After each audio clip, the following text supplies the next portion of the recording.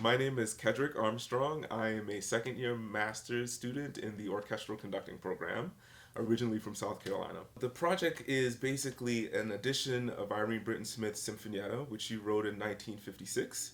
And the project came to be as I was in kind of a crux of my own personal life and trying to figure out my position as a black conductor and my responsibility in the conversation of diversity, equity, inclusion in the field of classical music and what I could do. I was living in Chicago and I knew about the Center for Black Music Research and kind of through that found the Helen Walker Hill collection here at CU Boulder. And that kind of led to this entire discovery of all of this music written by black female composers. And as an orchestral conductor, I knew that this was an avenue of music that just isn't greatly represented in our field. And so to find kind of a treasure trove of music that hadn't even been discovered yet, to lack of better words, pieces that had never been performed or published or recorded was just kind of mind-boggling to me. And in that collection was this Sinfonietta. I think at first listen, this piece might scare some people, right? It's pretty thick, it's pretty thorny, it's pretty dicey.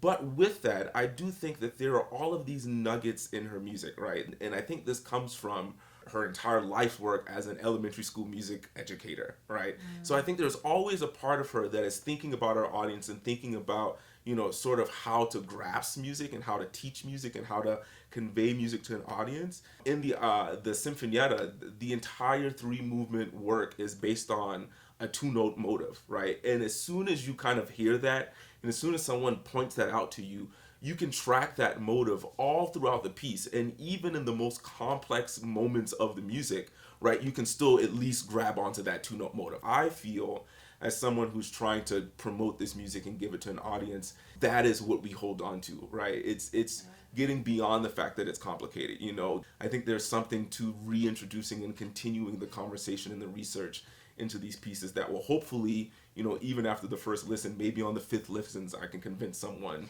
of the magic of this music. A little under 18. So 1, 2.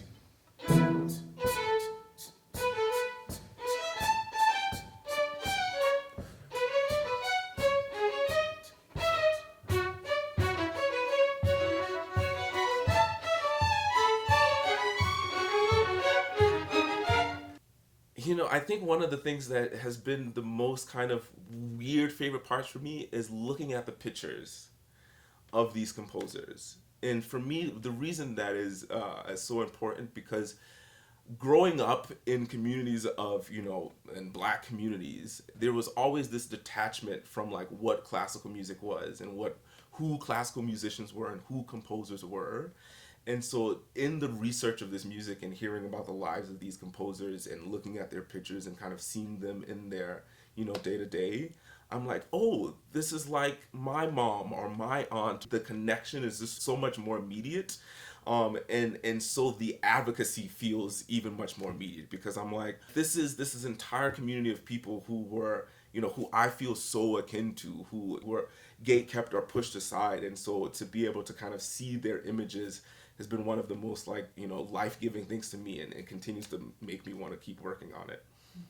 Find something that you love in this music and fight for it tooth and nail, and I think that is the greatest thing that I've held on to. It's, it wasn't like everyone along this process was like, yeah, Irene Britton Smith, let's do this will be great.